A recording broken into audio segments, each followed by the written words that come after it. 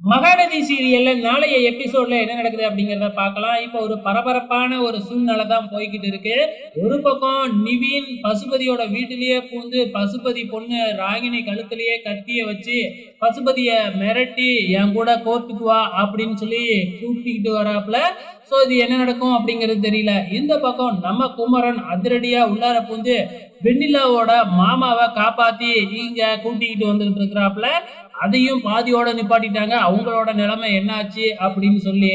இந்த பக்கம் என்னடான்னா, இந்த இன்ஸ்பெக்டரும் பசுபதியோட ஆளாட்டுக்கு, இதனால வெண்ணிலா கோர்ட்டுக்கு கூட்டிக்கிட்டு போகணும் அப்படின்னு காவேரி சொல்லியும், அதெல்லாம் முடியவே முடியாது. இந்த சூழ்நிலையிலலாம் வெண்ணிலாவை இங்க வச்சுக்க முடியாது. நாங்க வேற ஆஸ்பத்திரிக்கு கூட்டிகிட்டு போறோம் அப்படின்னு சொன்ன உடனே, நம்ம காவேரி புரிஞ்சுக்கிட்டு நர்ஸ் மாதிரி வேஷம் போட்டுக்கிட்டு வெண்ணிலா கூடயே ஆம்புலன்ஸ்ல போற மாதிரி போய் வெண்ணிலாவை கோர்ட்டுக்கு கூட்டிக்கிட்டு போறாங்க.